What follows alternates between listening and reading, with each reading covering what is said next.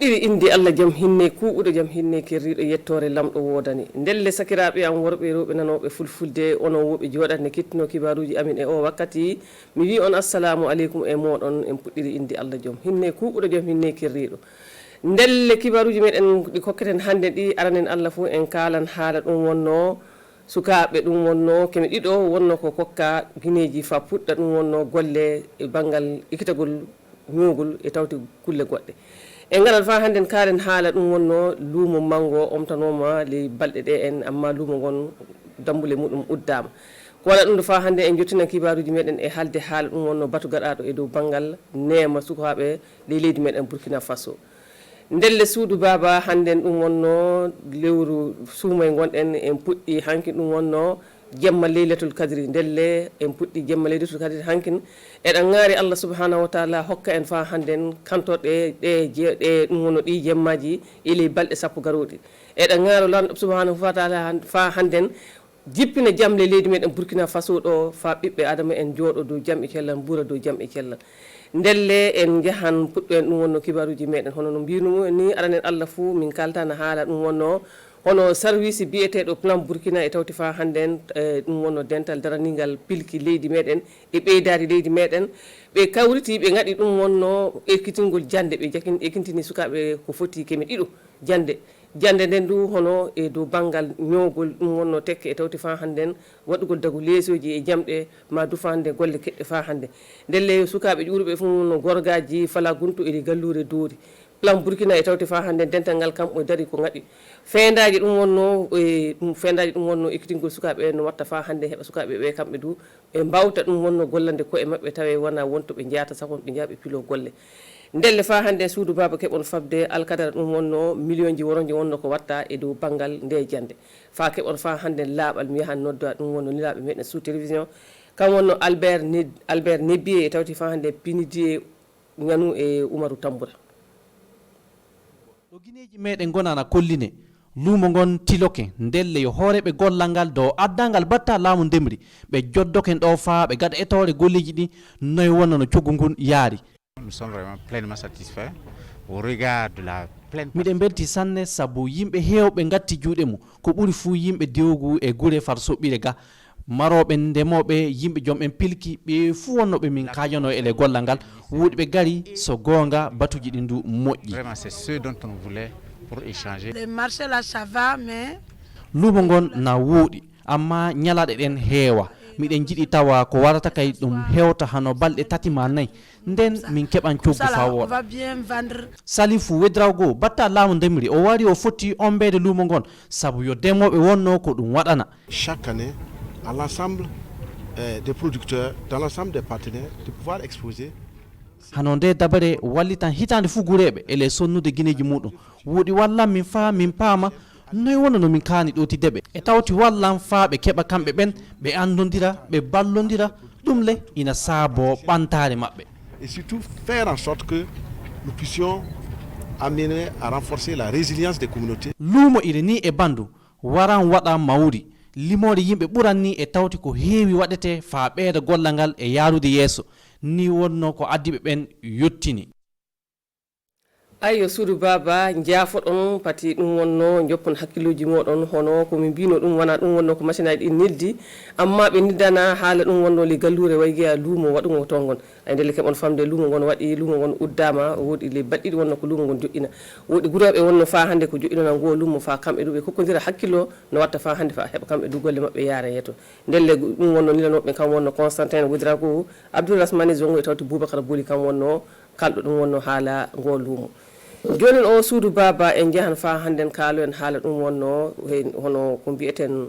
plan Burkina ndelle service biyeteɗo plan Burkina e tawti fa hande dental daranigal pilki leydi men e tawti fa hande ɗum wonno ko wiyete ɗum wonno ko wiyete ɓeydari leydi men kamɓe du ɓe ekintini sukaɓe du no mbinomini sukaɓe ɗum wonno kemi ɗiɗo ƴuurɓe ndewgo doori gorgaji e tawti fa hande fala guntu ndelle ɓe sukaɓe ekintinama ɗum wonno golle juuɗe kam wonno dagu ñoogol tekke ma tawde fa hande wadde leesoji e dagu ɗum e bandume ndelle sukaɓe kemi ɗiɗo wonno ko ekintina kamɓe woni ƴuurɓe gorgaji fala guntu e gallure doori woɗi mi holli on ɗum hono alkadara million ji wono je wonno ko ɗi dente ɗiɗi ɗe kawti gatti fa sukaɓe ɓen ikintine fendaji muɗum mi holliti on du no watta fa hande heɓa tawe sukaɓe ɓe tan burto jaaha guere te jaaha ɗum wonno leyɗe sakko mbiya jaaha pilo golle ndelle ɗum waɗi koɓe gaɗana ɗum wonno ikkitana golle ɗen heɓa ɓe jooɗo ɗum wonno ley galluji mabɓe ɓe ikkito golle mabɓe e banggal majjum keɓon famde hono ɓe keeɓi guineji ɓe kokkama guineji kaɓetirɗi fa ɓe puɗɗe ɗum wonno golle mabɓe ɗe ɓe ikkittiri ndelle en kittinto fa hande lillaɓe meɗen Albert Nebier fa hande ɓenidi ñano e tawti Umaru Tamboura. sukaɓe kayeɓe tawdaɓe duuɓi 15 fa yaade 25 waldere ƴeftare laddeji abdeb kamɓe plan burkina ekintiniɓe ɗo en golleji juuɗe woɓe temede ɗiɗo ɓe ekintinama golle ñootugol suderegal gollal tew wuuɗe e waɗugol buuru dow lawol projet seyo seno ndelle iɓe kokka ɗo en kaɓitirɗe gollirɗe men vraiment je suis très ému je sais pas miɗe seyi sanne e heɓude ɗi kaɓitirɗe mi gollandu fammi holla bawɗe am woɗi do fa tawe ɓerɗe maɓɓe mbele afin de ne pas les décevoir ndelle ko hooreɓe plan burkina kamɓe adeb ɓe kolli finne ngal ɗo projet de wo ɗoytude rafi golleji gonɗe e sukaɓe kayeɓe ley ndego to projet maɓɓe o gollata. Un axe stratégique de notre projet alors qui devait former finne tengude nde projet o filoto wo ekintinde temede joyi sukaɓe kayeɓe hokkude ɗum en kaɓitirɗe ɗum e saabi de ɓeeɗo sukaɓe kayeɓe ndegu Sahel min pormi de ces jeunes du Sahel. De plus en plus le problème d'employabilité se pose. Handen wakkati fu tiiɗorma heɓande sukaɓe kayeɓe golleji ɗi o ɓeydan hewde fudunde wakkati nde rafi ndenago woni ɗum e saabi deɓe ngala situation peu confortable. wakkati hokkudeɓe ɗe kaɓitirde ndelle hoorejo projet o heeɓi dow holli ko heɓa golla ley lebbi tati arandeji ɗi. ayi woɗi fofo maɗa Boubacar Bouli e Umaru Tamboura fa hande suudu baba e jottinan kibaruji meɗen e haalde haala batu waɗama ley gallure gawa lele gallure gawa ɗon wonno to batu on waɗa ɗum wonno bat mana batu on matu on joƴina kana fa hannden heɓa ɗum wonno sukaɓe meɗen en fof eɗen keeɓi famde hono dow sukaɓe hemre on tawa sukaɓe nogaɓe ɓe jottine duuɓi 5 manga ko muɗumen fa hannden ina tiiɗi sanne ɓe mawnata law ndelle e saabi majjum ɓe jooɗake ɓe kiñi ɓe daari ɓe tawi du alhakika yo ɗum gonga ɓe paami du fa hannde ɗum noon saaboto ko sukaɓe ɓe mawnata law ndelle hono nemaji kaɗaɗi ɗum wonno si nemaji kaɗanaɗi sukaɓe sini wiyama to sukaɓe hokke nemaji goɗɗi ɗum yimɓe tinno jaɓa saabu ɗi nemaji saaboto ko sukaɓe ɗum wonno mawnata law ndelle ɓe joƴini bato on fa ɓe daara hono fenaji ɗen hollude ɗum wonno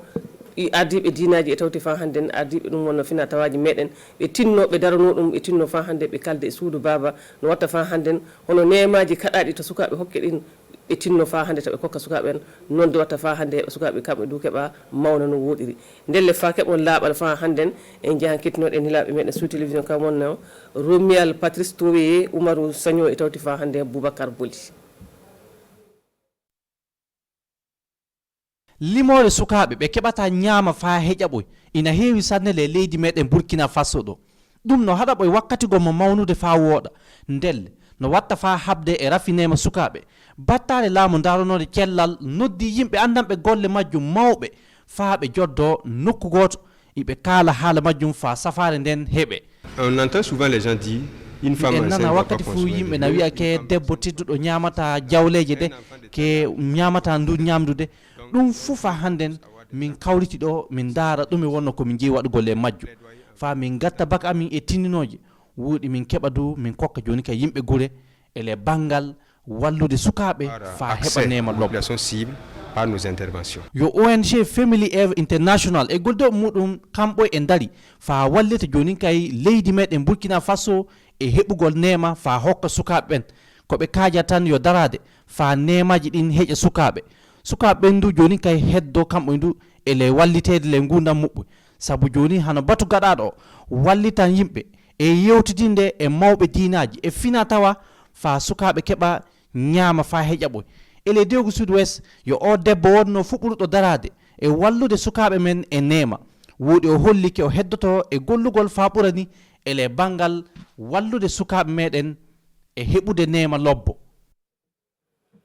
ayi woɗɗi Boubacar Bouli fofo maɗa e golle ndelle lamɗo wallu fa hannde ballo kono walla ndelle sakiraɓe am worɓe e rewɓe nanoɓe fulfulde onon woɓe jooɗaɗe ene kettino ɗum wonno kibaruji amen o wakkati ndelle ɗi wonno kibaruji ɗi min jogui famin kollito on wala fof ko heddi sana eɗen ŋaaro lamɗo subhanahu wa taala fa hannden hokku en ɗum wonno jemma leylatul kadiri tawa du fa hande ele suɓaɓe niraɗo sallllahu alayhi wa sallam gonɗen tawa ele suɓaɓe ɓe Allah suɓoto fa tuumo ɗum wonno wartore ndelle lamɗo waɗan en dalili fa hannden e wirduji e tawti fa hande e juule e jangge ndelle wala fof ko heddi sana min ɗon ko fomon jango subaka si lamɗo yiɗi jaɓi mi wattan fa hannden e moɗon fam hokka on kibaruji gaɗɗili leydi meɗen amma fadde nen en noddan fa hande bandi en gorko to wonno Élysée Cabré fa kanko ɗo wara holla kibaruji gaɗɗili leydi meɗen assalamu aleykum e moɗon ko fomon.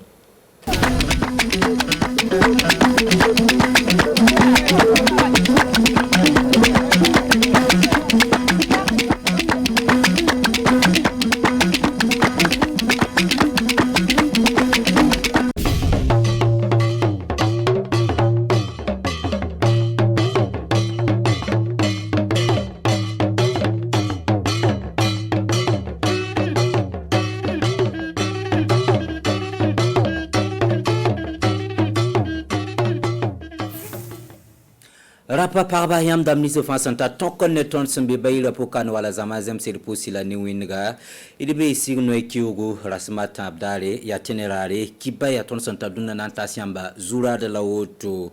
da cardinal Paul Zurana obnana ninkanga swabiyura ni some wasuka ya nakina butoto rombeto somontu tigun catholique ta dambata la sek wakar son leur 5e bon kangwenge ton tenga ta sob 5 kabnaure anti kaset swaba kwesna yime 5e bon kangwenge ena kilenti unigala meti ministère la ninga sengeta karmi bonra koronga yelle arse syndic nakina butoto re na lebranges koronga nakinara adot keten kengra tare optal la seka ne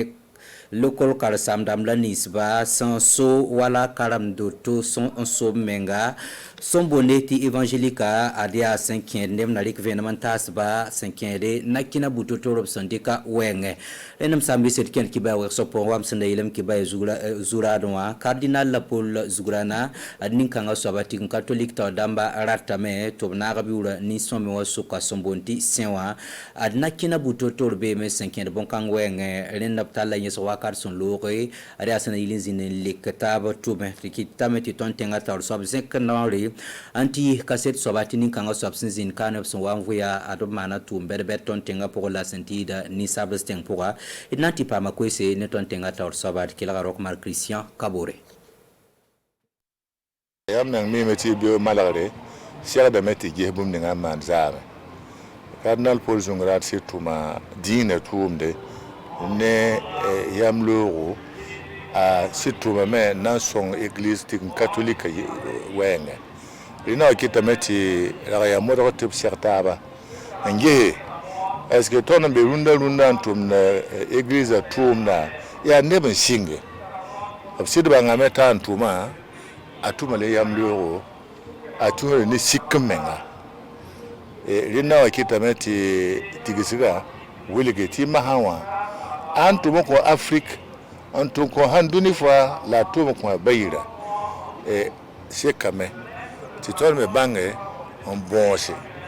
to breka anketa yewa na yanti sela ni songo anduno fa soka la yenda tumna alikla aya wukusko la psingala ton mo da meti wona ba hane la fi ti ton fan to don on jeton na wulige ti kari na lantuma atuma Burkina Faso yinga atuma Afrique yinga atuma andunia fanyinga be obstacle andera ta ni songo andunia fansuka la lena tono bon honwenda atum zugula tono tumda la catholique la même église antumda te de mo honwenti wona kitu tum kong ba ne ba so ba nere Erkelan passe kanga poga ti tumnata sesin bene pa man penalty on catholique tor saba to leba ko wate cardinal la Paul Zurana si ninga zugo la tumbu to to robson tume bayire yinga la ni sabla stenga yinga 5e ne wala ti catholique tumda na kyang tawre erkela cardinal Philippe Wedraogo Paul Zurana yima yi Burkina biga aro bilba lokane voilà 1917 rinde when quand la kun kateka ta lever prêtre lever évêque yum pihna la table la lever évêque aya que père blanc namba boude la 1960 pape saint kita livre wordo tinga roba archevêque aya payan kawse yumanu to lebe cardinal lin kuna san kwaya ya Burkina Faso inga Afrique toringa Afrique de l'Ouest evera kamba tikkansanga ya bamma lugula sirawo Afrique ne Madagascar tensa fa évêque ramba Dieu sait la mukabala nous kobsn la nous ya bamma yi pipi président yuma tabna wara tabo to le pass yuma tabo yum pila yi bula yi président la haya sisi ne ba yela permit raw hankenda menga li ne pour da wena barka kunu ni sopon coin ta mesit sakon coin meng zanga wala Jésus zamana na yineringa Burkina zamana na yineringa la tinga na yineringa atume afwande tinga kasonkane azemsane indépendance din indépendance mayi wakat kasanga ni sabla sanda nzab meise lin tigmeta la hamana to te tabon song zaba ti sigli yala wisro ti zamana na kentira din to yela me time apama wen puni mesir ko menga songa ton Burkina zamana songa tinga ti pagom Afrique ton tingo ti pagom dunu to tingo anem papramba sida wumda taba brazim sa taba yanyi sababin kiti papramba wakana ule yibo Rita ordre si à Burkina Faso natenga ndabar ganzuluga province pour tibene MPP parti assemblée province kanga pour atala seka neptabisa adi sinwe kiuga pipilare seka ya toblik nges parti atum son lore labzin nitaban liktab to ngese beuro na manwana ti aton beuro ya zabal la santa tonota sa zindebene la nanti pama vena nen tonotara Benedict Dunkom ya wakat MPP parti watambi sembe ganzuruk sol masenyake ana sonse la fila wumtaba na pampanga ton bayira porin ya province conférence parti wa a no kenra porin yumfa province fa ton tiksa a structure d'ama en man conférence mais ya hana yile en gome parti wa vim kibare lehen kiedne na mana wana en tume ti tenga kento ya parti en datti nimbuida farabore nimbuida yitiki ton wilgi wala mbala ti parti wa pura ya maram mbebe ya wota mbebe ya purtaba la bangi ti parti wa ya bondo suli henan tume pam nama nton tume kenga so sasa obzin nange sabam sanzuen tum ronda yumda la wakat san lore lable nambo yampala sana yilati MPP parti wa kellen keng tauri etirba sit kiba William wala psin kiba zura donwa ministère la ninga sengeta karambi bono ga yel tondo tenga pourwa wakat sun lore pa ma ko estoblik da na kina buto tolu na le banges ko ngana kendo ton tenga pourwa ar bon kangwenge optala sek wakat sun lore ne krista tundum lokol son somese son bonti école évangélique privée ramba nanta sab ko senkene ba mesengana na kina buto tole e tumanta sin bene yeda olo ne kamroje ado pa penara kritu domba lokolo sensoba menga obnolesa tomnanti kontra kwesir kela Emmanuel Kalkundo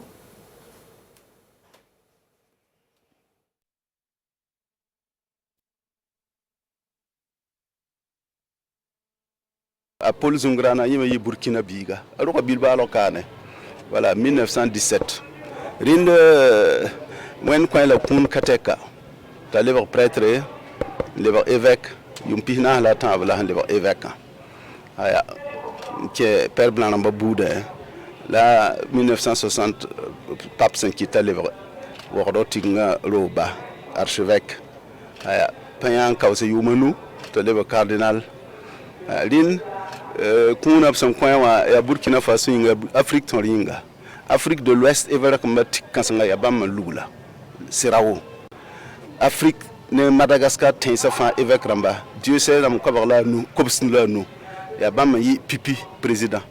yuma tabna wara tabo le passe ma tabo yum pila yibula yi president la haya sisi ne ba yela permit raw hankenda menga le pour da wena barka kunu ni sopon point ta mesit sakon point meng zanga wala Jésus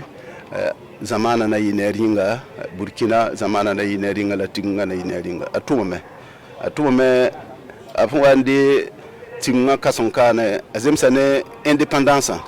din indépendance ma yi wakat kasanga ni sabla sanna zamp mese lin tigu meta la hamana to te tabon song zamba ti sigli yala wisro ti zamana na kentira din to yela me ti me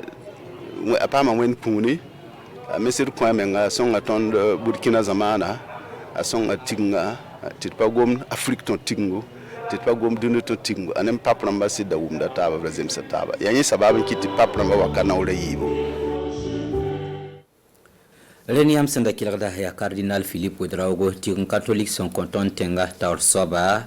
ya sinkere nena kina buto toro sandeke na ilen tobna Cardinal Paul Zugurana yura ni somi wasuka lendit na kosi la suguli tini ameti masindamba wakad kinre ya genda me lenda gen bilfun wanlu suka lende kibaya ni morana yal sakane posi la barka isendi ko yeranzini kilala gesa kibaya kinga tawre ne zulle tumtum ntaka sungalo atala zembe kane to bamme nanzo bre ti zul sapa mo blende wena kana zamana lafi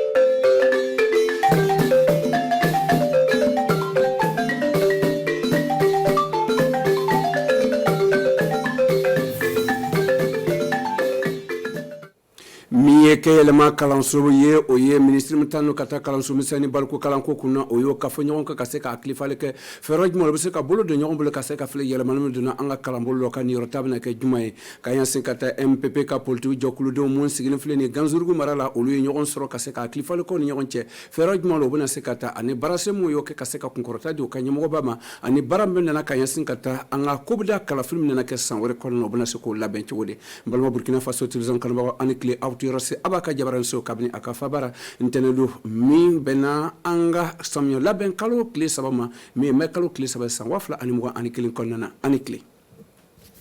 comme tuma fara chogomna anga kuma ba konnana ministre sigino kata kalan sumun san balko kalan ko kuna alena ka kofe mo o ye wa lonia ke ka se ka nyonya basi mumene kayr ma kalan so ka se ko hakli fale kono o tutu do wore ka se ka yelmani mi be dona ka yin ka tanga kelembulu nyata kula ka se ka tafle baraso muna black sen kan chogomne ka se ka famere ko anga chide mun tuma roje kam ane da olu uditi anka chide o keneka anga se ko laje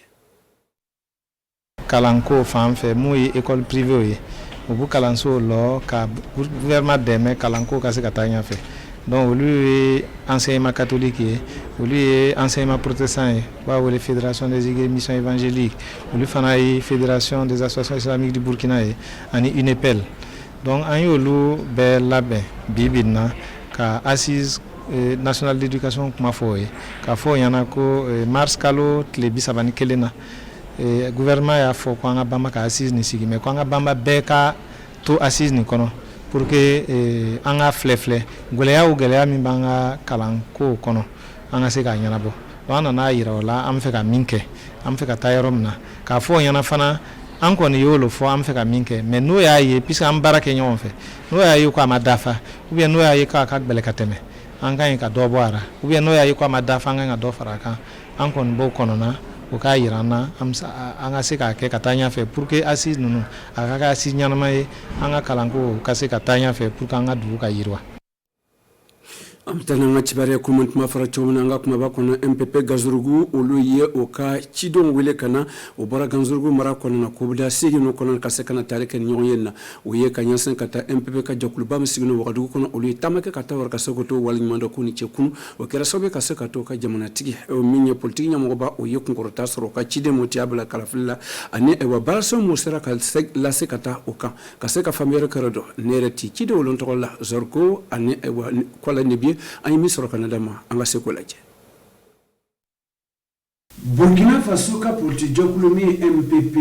olu tara kase kota la sigidenw mo sigi no gazurgu marala kase kata aklifale kono ye sabo kase ka fo mako ni ci kunu mo kera meti sababu kase kato mi gazurgu konna MPP kuno wolu soro aka kobuda sigi no kelengele benda jelen konna o yara ka fo ko santam no mon kera katima kala flutona ndo waye ko bara chaman kera katimo ka kuno wolu soro la katima sanwa fula anita anu duru bara se mon kera o yara ka fo ko ni nyonye no konna ndo mi aklifale nyonye do an wara nyonye do yara ka fo ego o kera so be MPP a basi kan yokusala ego gazurgu mara konna aka kan o kase kana fo yo ko ni cho kunu uni o yibara se mon ke o kase ka sinya sigi do la kata ulia ko bi wala damata ni nyonye no konna do MPP kase ka ke politique jokulu ba farma e jamu kase ka sinya sigi laben kanya kasa ta politique ko fa fela la anga jamana konna wulna ka bo kase ka klifale ke jamana ka takama bulo kan garabu zuru dem ulu nyon soro kanya sin kata ko MPP kase ka alla basi kanya mi ganzurgu konna uya wala dabla minka be kase ka bulo fara nyon ka jamu kase ka to MPP kase te politique farma e min kase ka sinya sigi de nyana moma ni nyonyindo uyi politique nyonyindo uya klifale ko nyon cheka nyasin kata jamana ka takama bulo ka ani ka nyasin kata politique dama buldo sigino tugum na oro fanfala la santé manola anoguna fero jumata ka nyasin kata e kala fulu mon temana o yospira ko wali mando ka nyasin katoka anu aklifale kata e wa geliam ba anga jamana kan wa anuka hamina ko ba minye ne watinna uya ra ka foko mi ko da kala fulu na anga jamana ko na ka kan o kaseka mausu gandi e wa kaseka joklu nyana mo sigi mimele kaseka to gazurgu marala e wa MPP kaseka kuna wolo soro mi kanya sin kata anga la sigden kala fliko fonfela la ne siyora kamata bi wolum fula ani sigi usara kunkurata makata di e wa MPP men baraka foko e wa mi ganzuru kono MPP pol jokul mo signa anu domo ka baraka kusala kaseka famado jango be sigi moya adama diya baseka sigi titugo mina kanya sin kata obuna kesoga anga seka anga jamana jokanye ni seremon ka uye kata la kanda ko ka benko ka ani here ani jigisema ko kuna e wa ganzuru mara kono ne MPP ganzurgu ulia ka fokulu la benno kaseka ewa anga jamana tibla sara ka yinsen kata barasen abuna labla senka ani sinya simu owo la benaka ta nyasin kata koda kala film na anga jamana konnana amata bobo de la so kata korlon ko fanfe mi bobo de la so maraka baraka dam signo kata korlon to ni se ko yiri wal ko kuna uluye e wanyonye ba folo sig dowrete kase kata fanfe me baraka kata korlon ko ni se ko baraka kuna o basse marala o to dowre nyonye dabora fem ko so kase ka fle dego mo boka barase kuna feroj mo lobina se kata kase kato ko kanke kle jango barase mo blase ka o kase ko labla stra klen kan o bina ke sobe kase kato e wa ulu yirala bo de la so kando don to kase ka famere ke o nyomo ale kuna ule ko ni nyonye ni tutu dowre do atuka galolu mo sabu abna ke sobe kaseka bo la somara kaseko ni korlon ko yirwa kaseka famere ka do karim logo ni isse sano olu kasere fline kabni RTB2 bo la so obase marabalo sugandira kani bara ni damne kata seko donko ale ni korle ko sabatiri kora o wali akain kalatige marata ani saba nugu bela jeni kono nga ni bobo gila sota laben nyana olo bina sradi marato nugu ma ni programme nana la marche na conseil régional aka ke sababu ye baran kanya parce que akera comme région tan savanna on le gerzegra ka programme soro kasi ka anka artisu ani tourisme mumbe barake hotel barani o konmera kasi ka na nyonyo bakeno ye fembato ni réunion na o ka boni aklinyuma ye fem bi projet tanya fe kenelo walsa talikela o kaseka o akli falen fale kaseka korlen ko ale ni nyade logolo ko kanyata ka kora culture ni tourisme acteur be kaseka nyon soro sa wadanna kaseka kuna folo di nyoma walsa projet mimbi kera akaseka tanyefe parce que en région Sugandi région tani saban chema donc aka comme expérience na anyena ton fana na an fana nyininga abna kechogamna baro sigi a akilnata sorora obasen maraba ale ni barada mi sigini lo donc seko ale ni koroniko kuna ka fara o deme baga kan mi e Union Européenne ye Malo Burkina Faso tirzon karbon amanga bika kuna fule kuna chante nala ye sini yarana mbao soro sigero kile na wani kuna fule were nga sini mbao soro fofu kone na anga baraba tamana alibeli anikli